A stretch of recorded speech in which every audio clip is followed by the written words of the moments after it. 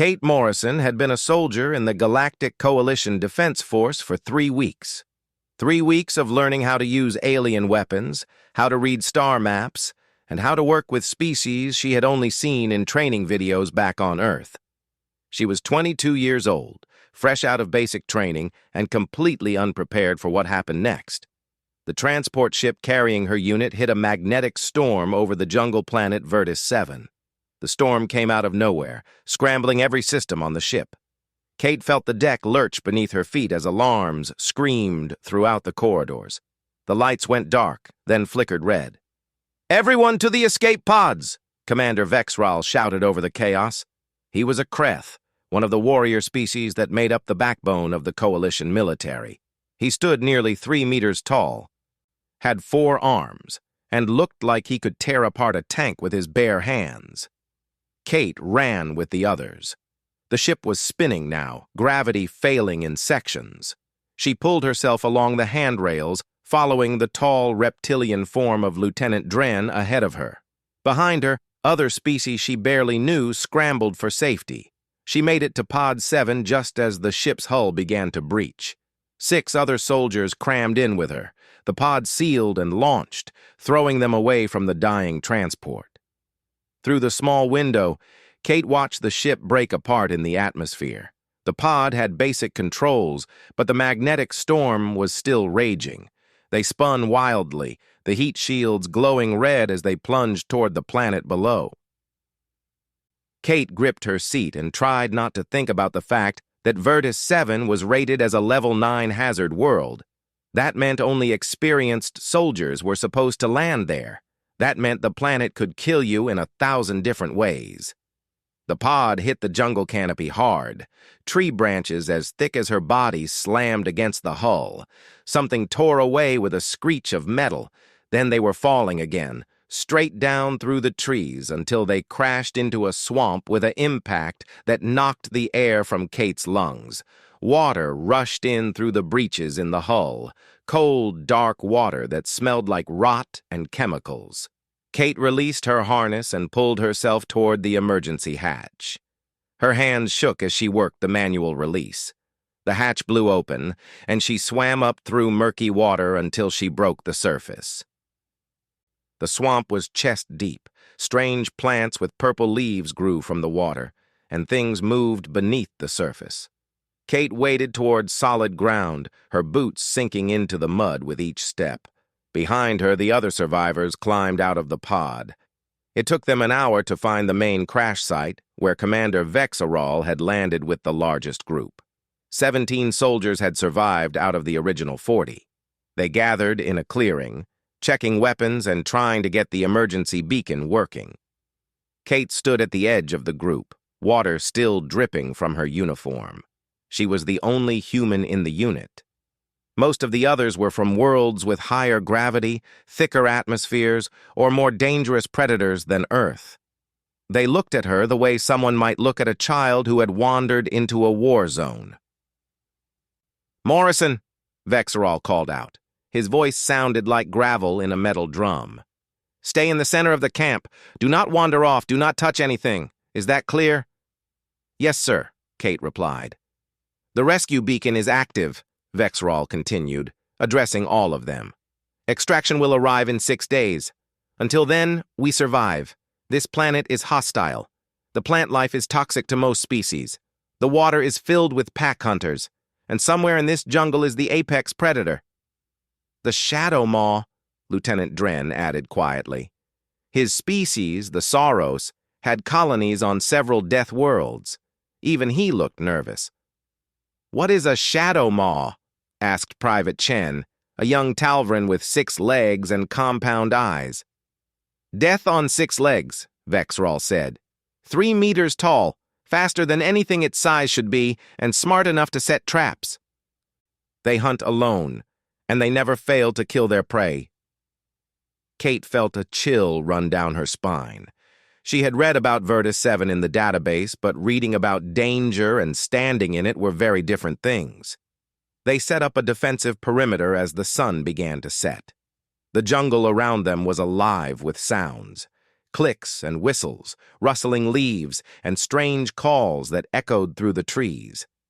As darkness fell, those sounds changed. They became deeper, more aggressive. Hunting sounds. Vexerol assigned guard duty. The experienced soldiers would take turns watching the perimeter.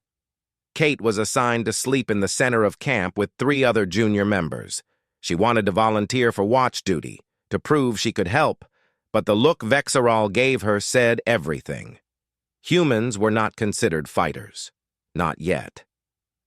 She lay on the ground, her rifle across her chest, and tried to sleep.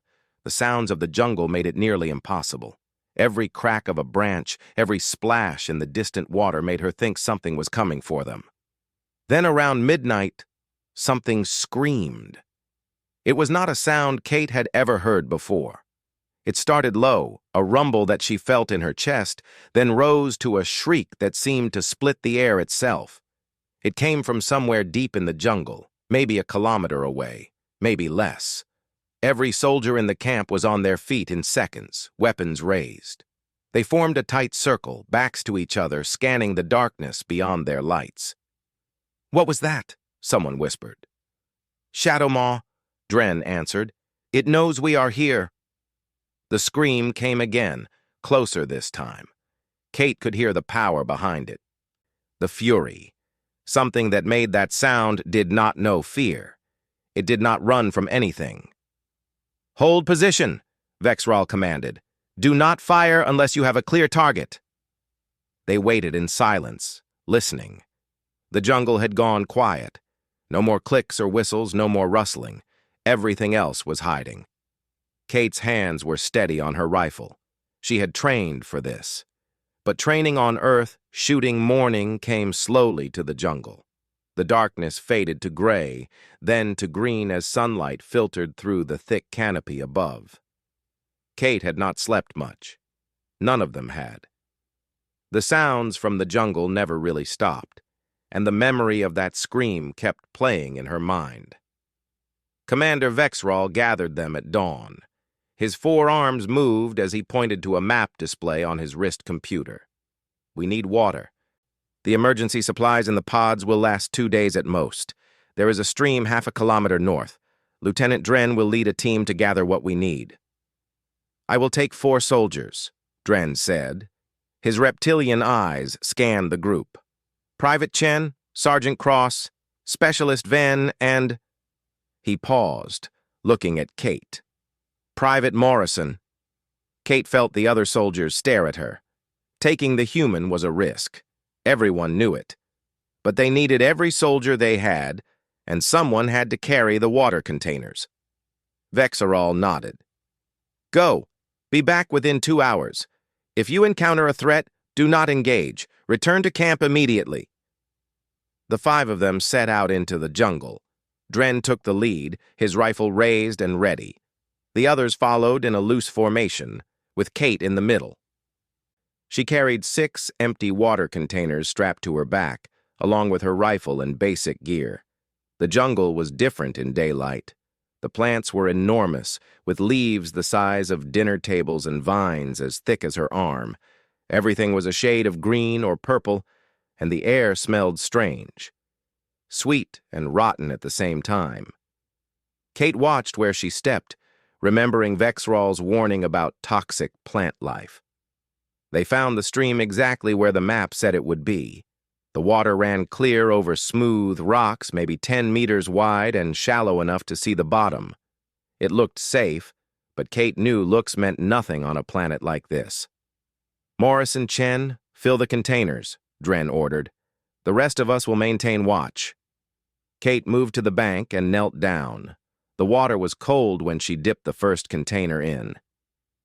She worked quickly, filling one after another. Beside her, Chen did the same with his 6 legs, giving him better balance on the slippery rocks. That was when Kate saw it. Movement on the opposite bank.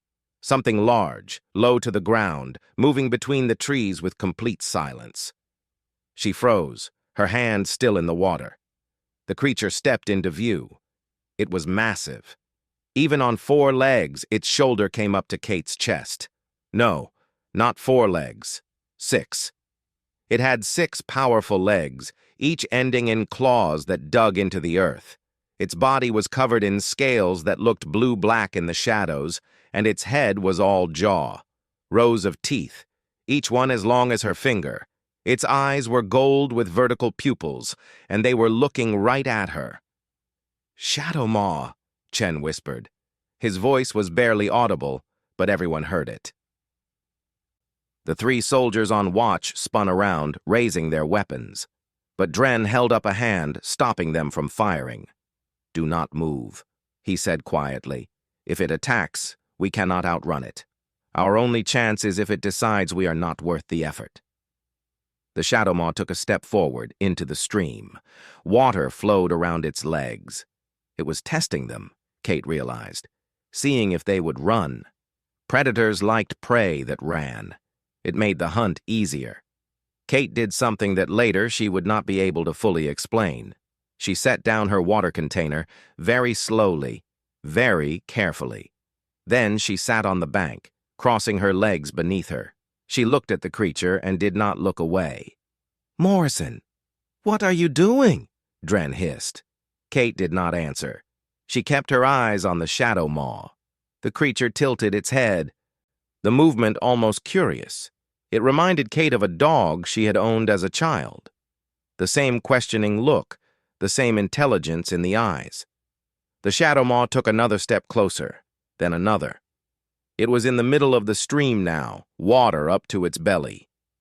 The soldiers behind Kate were calculating. Could they get a kill shot before it crossed? Could they stop it in time? Kate lifted her hand, palm facing outward, not reaching toward the creature, just showing that she was not holding a weapon, that she meant no harm. "Easy," she said softly. "I am not going to hurt you." The Shadow Maw stared at her for a long moment. Then it came closer, climbing out of the stream onto Kate's side of the bank. Water poured off its scales. Up close, Kate could see scars on its hide, old wounds from battles with other predators. This creature had survived for years in a jungle that killed almost everything. It stopped 2 meters away from her, close enough that Kate could smell it, a scent like rain and earth and something wild.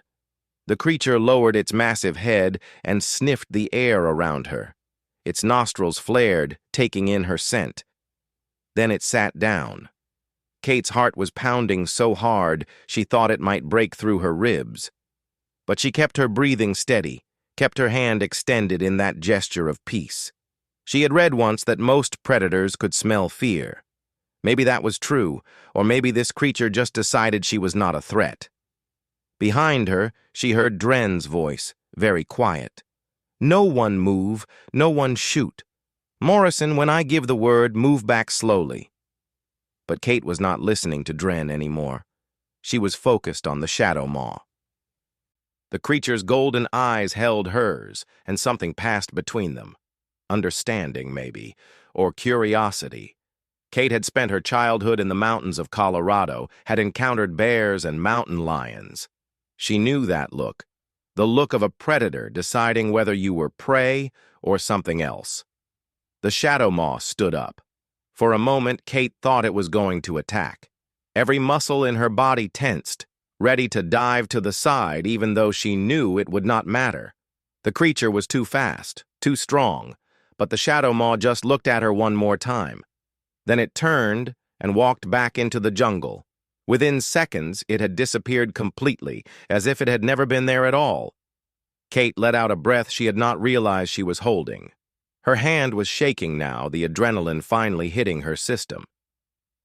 She lowered her arm and looked at the water containers. 3 were filled, 3 more to go.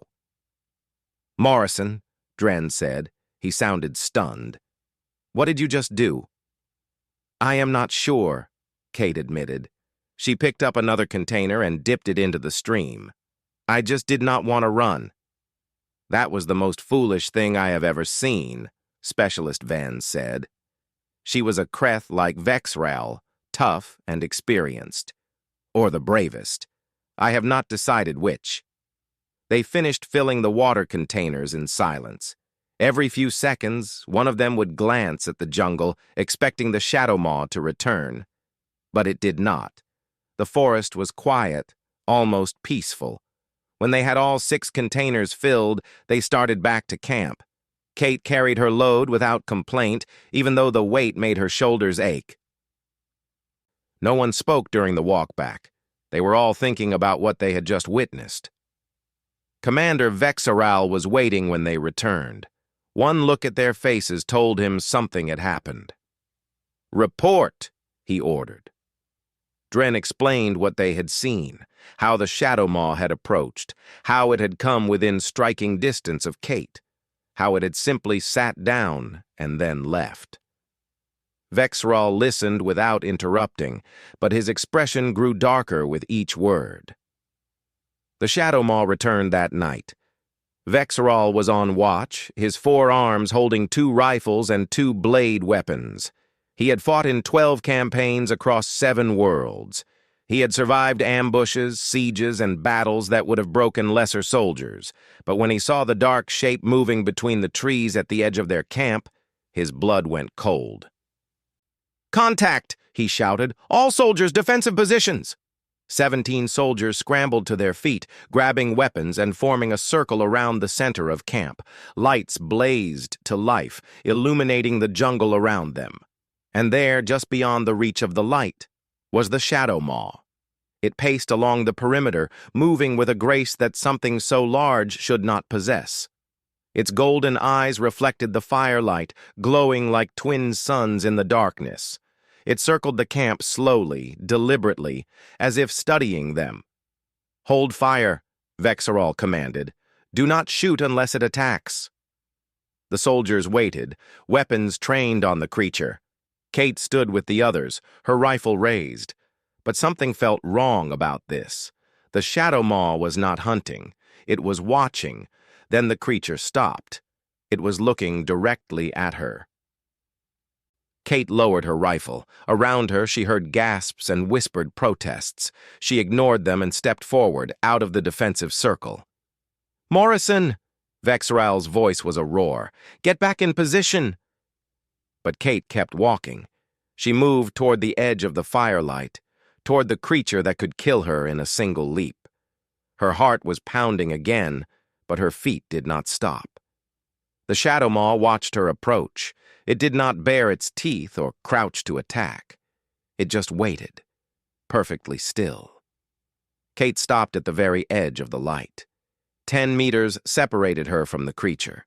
She could see it clearly now, every scale and scar, every muscle coiled beneath that blue-black hide. "Hi," she said softly. "I remember you too." The Shadow Maw took a step forward, then another. It moved into the light. And Kate heard weapons click behind her as the other soldiers tightened their grips.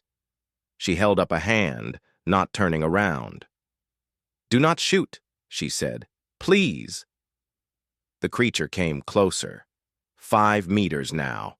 Close enough that Kate could hear its breathing, deep and steady. Close enough that she could see the intelligence in those golden eyes. This was not a mindless predator. This was something that thought and felt and made choices. 3 meters, 2. Then the Shadow Maw was right in front of her, its head level with her chest.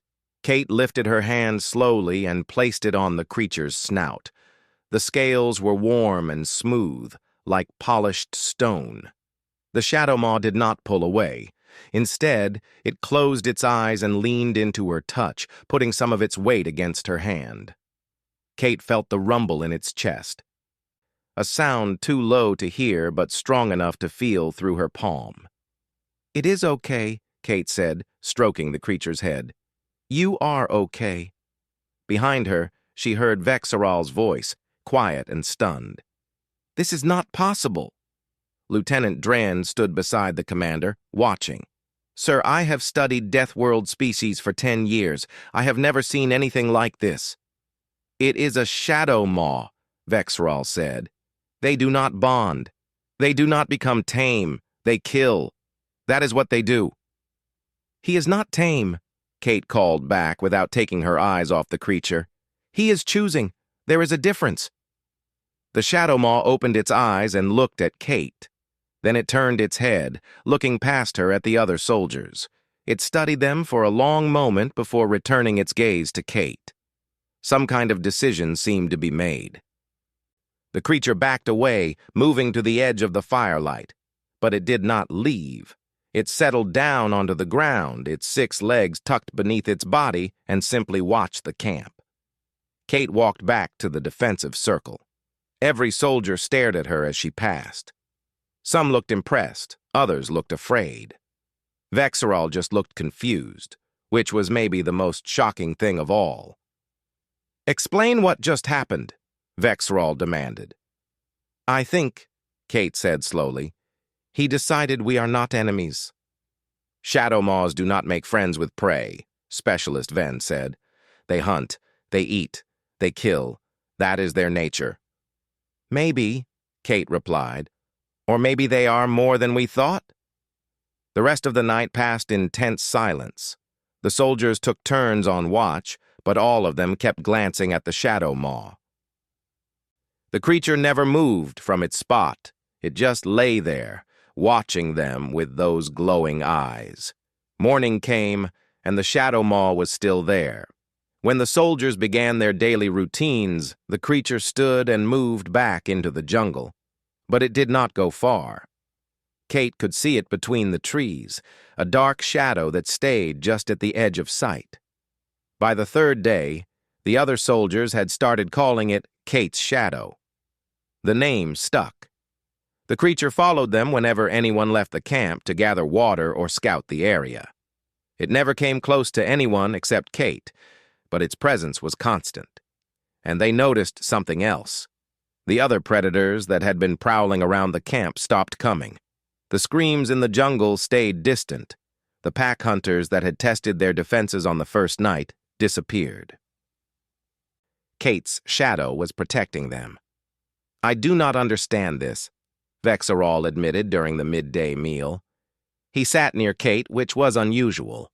Commanders did not usually sit with privates. "Your species comes from Earth. We classified it as a garden world. Comfortable gravity, mild predators, easy environment. Earth has bears, wolves, big cats, and sharks," Kate said. "We have floods and earthquakes and hurricanes. It is not as soft as you think." "But you are small," Vexerol continued, "weak compared to most coalition species. Your bones break easily. Your skin tears. How did your people survive?" Kate thought about that. "We made friends," she said finally. "Thousands of years ago, humans met wolves. We could have fought them, but we did not. We fed them and they helped us hunt. They became dogs. We did the same with horses, with cattle, with birds. We did not survive by being the strongest. We survived by learning how to work with other species." Dren, who had been listening, nodded slowly. "Pack bonding," he said. "I read about this in human psychology files. Your species bonds with almost anything. You keep small predators as pets. You form emotional connections with machines. You give names to vehicles and weapons." "So?" Kate said. "So," Dren continued, "when you met the Shadow Maw, you did not see a threat. You saw a potential ally." "I saw a living thing," Kate corrected. "One that was curious about me. I just responded the same way." Vexerol stood and looked toward the jungle where Kate's shadow was resting in a patch of sunlight. "We need to update Earth's classification in the Coalition database. This is not the behavior of a prey species." "What will you classify us as?" Kate asked. "Death World," Vexerol said. "Any planet that produces a species capable of befriending apex predators is a death world. We were wrong about humans. You did not survive by being weak. You survived by being something more dangerous than any single predator." "What is that?" "The attack came on the 4th day without warning. Kate was helping Sergeant Cross repair a damaged communication device when she heard the first sounds. Not the usual jungle noises they had grown used to, but something else. Movement through the underbrush, fast and coordinated. Lots of movement. Contact! Someone shouted. Multiple hostiles, west side. The soldiers grabbed their weapons and ran to defensive positions. Kate reached for her rifle just as the first creature burst through the tree line. It was not a shadow maw. This was something else, something smaller but faster. It stood on 4 legs, each one ending in razor-sharp claws. Its body was covered in bony plates with blade-like ridges running down its spine. Its head was narrow, built for speed, with jaws that snapped open to reveal rows of needle teeth. "Razorbacks!" Lieutenant Dren shouted. "Defensive formation now!" More of them came. Kate counted 5, then 8, then 12. They moved like wolves, spreading out to surround the camp. These were pack hunters, working together with frightening efficiency. Vexerol took command immediately. "Fire at will! Do not let them break the line!" The clearing erupted with weapons fire. Plasma bolts and kinetic rounds tore through the air, hitting the attacking Razorbacks. 3 went down immediately, but the others kept coming. They were fast, faster than anything Kate had seen on this planet. They zigzagged between trees, making themselves difficult targets. One broke through the defensive line. It went straight for Private Chen, who tried to backpedal while firing. The creature was too quick. Its claws raked across Chen's armor, tearing through the protective plating like paper. Kate fired 3 rounds into the Razorback's side. It stumbled, but did not fall. She fired again, and this time it went down. Chen scrambled back to safety, his armor damaged, but his body intact. 2 more Razorbacks rushed the eastern edge of the perimeter. Specialist Ven met them with all 4 of her arms holding weapons, firing in rapid succession. 1 creature fell. The other leaped over its dead companion and slammed into Ven, knocking her to the ground. Kate ran toward them, but Vexerol got there first. His blade came down in a powerful arc, cutting through the Razorback's neck. The creature collapsed, dead before it hit the ground. "How many?" Vexerol demanded, pulling Ven to her feet. 15, Dren replied, his eyes scanning the jungle. "Maybe more. This is a full hunting pack." 15 was too many. Even with their weapons and training, the soldiers were outnumbered, and the Razorbacks were learning. With each attack, they tested different parts of the defensive line, looking for weaknesses. 3 more rushed the north side together. The soldiers opened fire but only managed to hit 1. The other 2 got close enough to engage in melee combat. The sounds of snarling and screaming filled the air. Kate moved to help, but something caught her eye. Movement in the trees behind the Razorbacks. Something large, moving with incredible speed. Her shadow had arrived. The shadow maw hit the Razorback pack like a meteor strike. It came from the side, where the pack hunters were not looking. Its jaws closed on the lead Razorback, the one directing the others, and Kate heard bones snap. The creature went limp instantly. The other Razorbacks spun to face this new threat. For a moment, everything stopped. The pack hunters stared at the shadow maw, and the shadow maw stared back. Then chaos erupted. The Razorbacks were fast, but the shadow maw was faster. It moved with a precision that shocked Kate. This was not mindless violence. This was strategy. The creature drove 3 Razorbacks toward the soldiers' firing line, where they were cut down in seconds. It protected the weaker members of the group, positioning itself between them and the attackers. Kate watched in amazement. The shadow maw was coordinating with them, working with the soldiers like it understood their tactics. It would attack, driving the enemy into kill zones, then pull back to let the weapons fire do their work. A Razorback tried to circle around and attack from behind. The shadow maw saw it and intercepted, catching the creature mid-leap. They crashed to the ground together, rolling in a tangle of limbs and teeth. The Razorback managed to rake its claws across the shadow maw's shoulder, drawing dark blood. But the bigger predator did not let go. Its jaws tightened, and the Razorback stopped moving. Vexerol took advantage of the chaos. "Focus fire on the right flank. Drive them toward Morrison's shadow." The soldiers adjusted their aim, hurting the remaining Razorbacks exactly where the commander wanted them.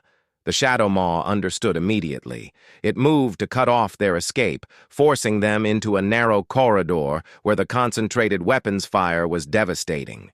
3 more Razorbacks fell, then 2 more. The survivors finally broke and ran, disappearing into the jungle. The battle was over. It had lasted maybe 5 minutes, but it felt like hours. Kate's hands were shaking from adrenaline as she lowered her rifle. Bodies littered the clearing. 15 Razorbacks, all dead. The soldiers had suffered injuries but no deaths.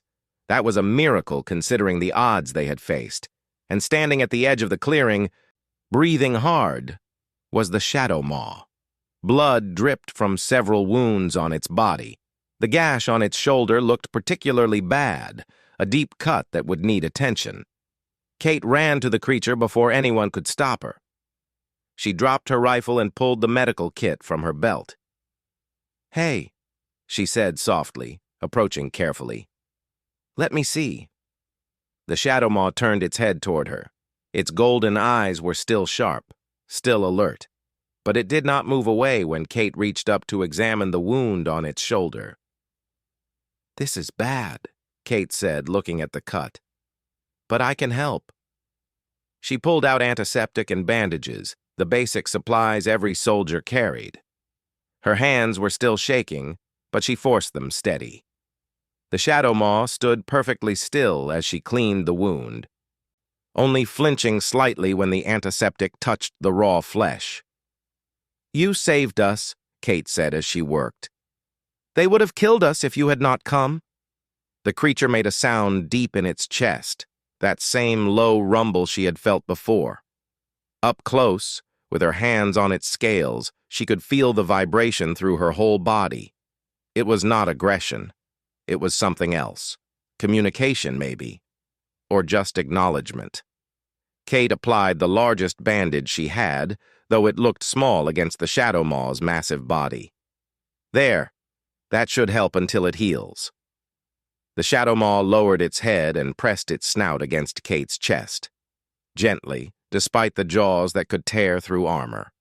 Despite the teeth that could end her life in a heartbeat. It was a gesture of trust, Kate realized. Maybe even affection.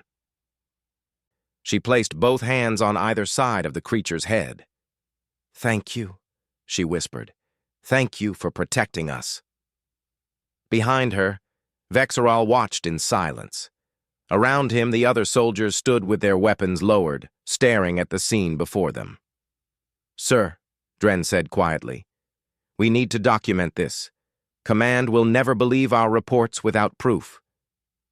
Vexeral nodded slowly. "They will not believe it even with proof. A human soldier bonding with a Shadow Maw. An apex predator fighting alongside coalition forces.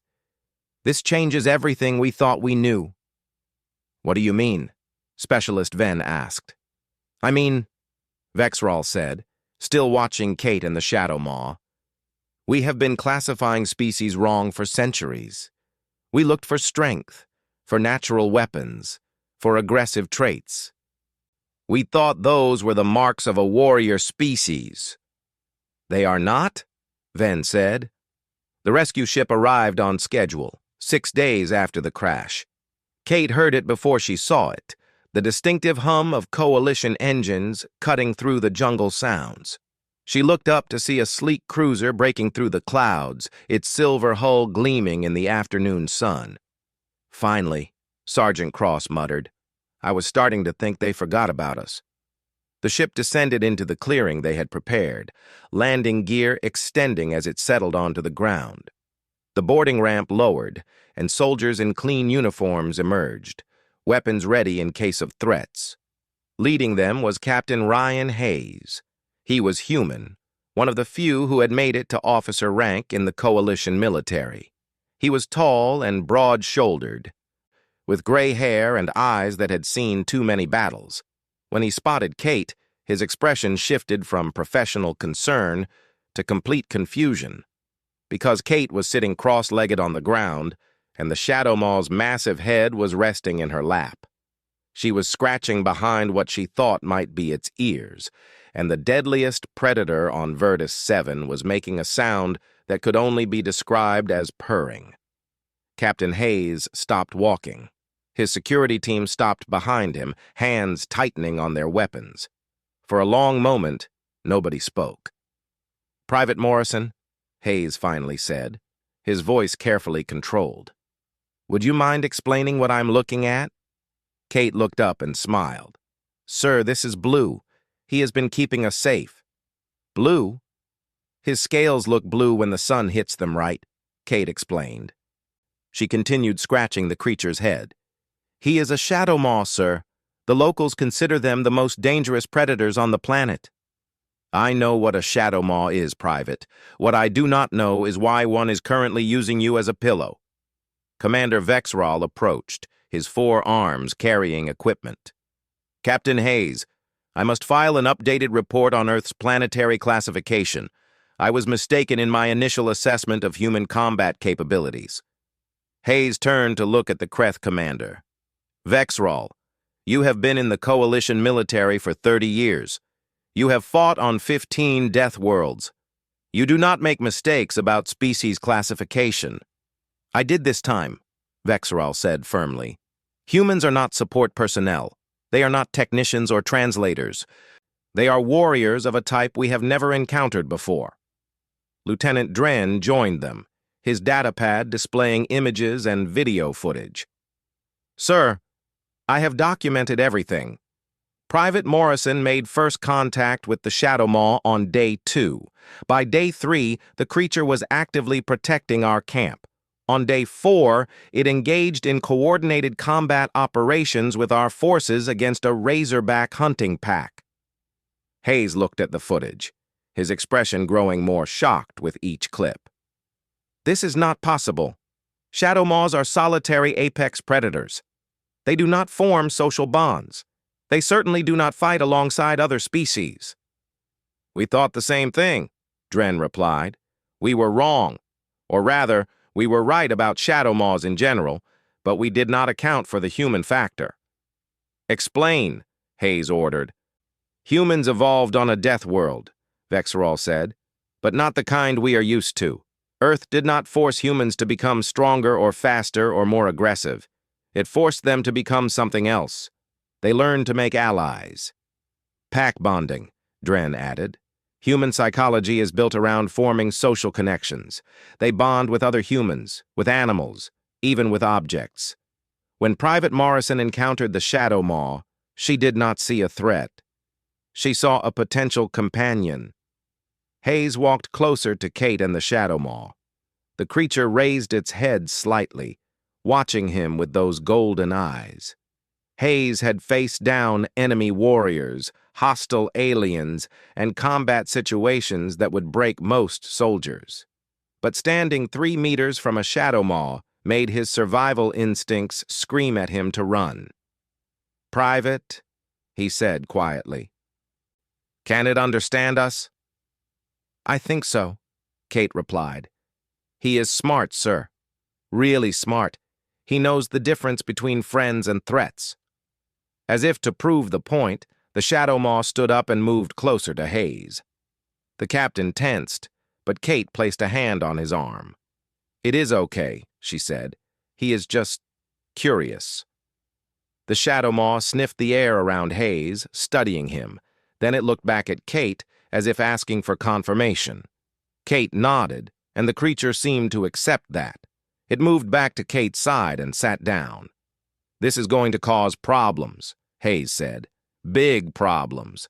The Coalition has spent centuries building databases on species behavior, on what makes a warrior species, on how to classify planets and their inhabitants. You just threw all of that into question." "How?" Kate asked. "Because," Hayes explained, "we always assumed strength was the key factor. Physical power, natural weapons, aggressive instincts. We looked for species that could fight, that could survive through violence. But you did not survive through violence. You survived by turning a predator into a protector." Specialist Venn, who had been listening, spoke up. "Sir, with respect, This changes military doctrine. If humans can form bonds with dangerous species, if they can recruit allies where we see only enemies, then their strategic value is far beyond what we calculated. Hayes nodded slowly. I know. And every other species in the coalition is going to have to reconsider what they think they know about Earth and its people. The rescue operation began. The soldiers gathered their gear and prepared to board the ship. Medical teams checked injuries and administered treatment. Engineers examined what remained of the crashed transport to determine what went wrong. Through it all, the Shadow Maw stayed close to Kate. Some of the rescue team kept their distance, nervous around the creature.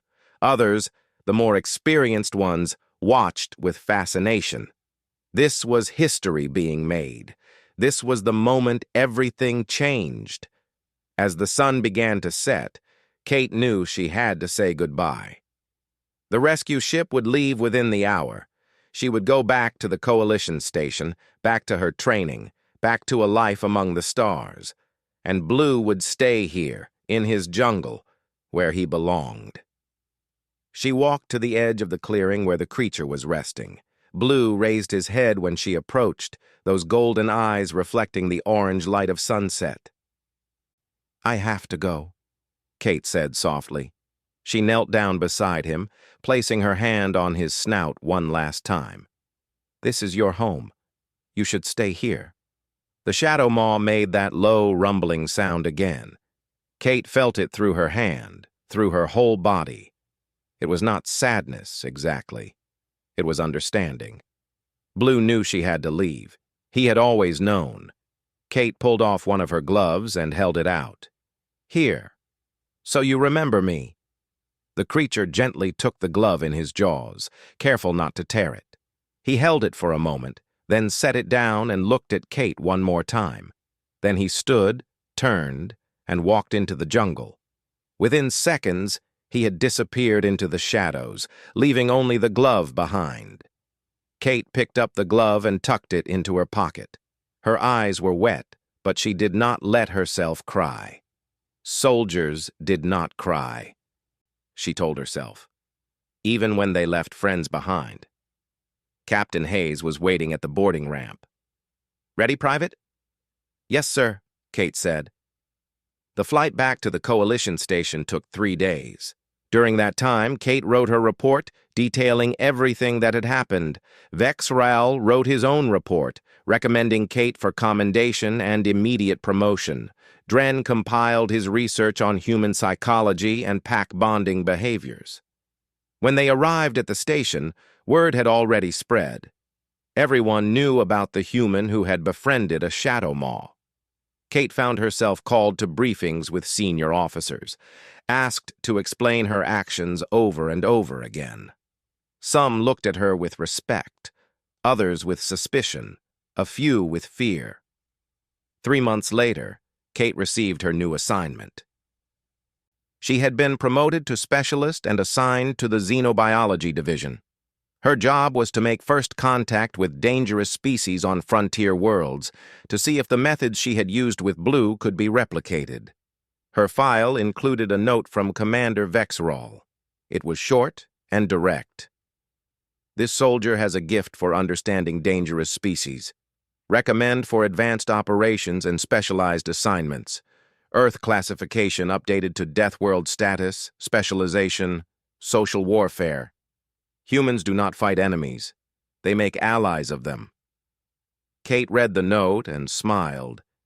Then she packed her gear and prepared for her next assignment. Somewhere in the galaxy, there were other creatures like Blue, other predators, other survivors, and maybe, just maybe, she could help bridge the gap between species that had never understood each other before. On Verdis 7, deep in the jungle, a Shadow Maw curled up in his den. Beside him, carefully placed on a flat rock, was a worn glove that smelled like a friend. He would keep it safe. He would remember, because some bonds, once formed, never truly break, even across the stars, even between species that should never have been friends at all.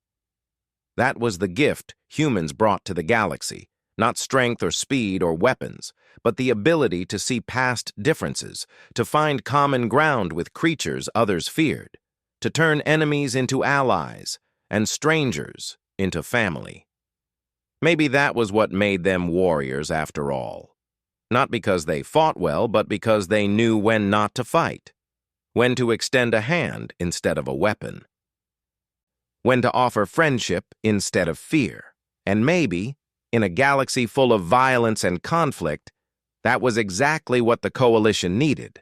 Not more soldiers, but more bridge builders, more peacemakers, more people like Kate Morrison, who saw a monster and chose to see a friend instead. The stars were vast, and humanity was just beginning to explore them. But wherever they went, they would carry that gift with them. The gift of connection, the gift of understanding, the gift that had saved 17 soldiers on a death world simply because one human refused to see an apex predator as an enemy. That was humanity. That was their strength. And the galaxy would never be the same. No, Vexerol replied. True warriors adapt. They make allies. They turn enemies into friends. Humans do not need to be the strongest predator because they can convince the strongest predator to fight beside them. That is more dangerous than any weapon we could build. The Shadow Maw pulled back from Kate and looked at her one more time. Then it turned and moved to the edge of the camp, where it settled down to rest. Guarding them, Kate realized. It was standing watch, making sure no other threats approached. Kate picked up her rifle and walked back to the others. Her uniform was covered in blood, both from the Razorbacks and from treating the Shadow Maw's wounds. She probably looked like she had been through a war. Morrison, Vexerol said, you are going to be famous when we get back, or court-martialed. I am not sure which. I just did what felt right, sir, Kate said. That, Vexerol replied, is exactly what makes you dangerous. Adaptable, Vexerol said. Humans adapt. You make allies where others see only enemies. You find solutions where others see only problems. That is more dangerous than any tooth or claw. Kate watched her shadow dozing in the sun. The creature looked peaceful, almost gentle when it was relaxed. But she had seen its scars, had seen the power in its muscles. She knew what it could do if it chose violence. He is not my pet, she said quietly. He is not tame. He is wild and free, and he chose to stay near us. That is his choice. I know, Vexerol said. That is what makes this so remarkable. He chose you, Morrison. A creature that has never been documented forming social bonds chose a human after one meeting. What does that say about your species? Kate did not have an answer for that. She just knew that when she looked at the Shadow Maw, she did not see a monster. She saw a survivor like herself, doing whatever it took to live another day in a harsh world. Maybe that was enough. Maybe that was all that mattered. When Drain finished, Vexerol looked at Kate. You are either very lucky, Private, or very stupid. On a death world, those two things are often the same. Yes, sir, Kate said. From now on, you do not leave the camp. Is that understood? Yes, sir. But as Kate set down the water containers and found a place to sit, she could not stop thinking about the Shadow Maw, about those golden eyes and the intelligence she had seen there, about the way it had sat down instead of attacking. Something told her that would not be the last time she saw that creature. Something told her this was just the beginning. At targets in a safe facility was nothing like standing in an alien jungle waiting for a creature that could kill her before she even saw it.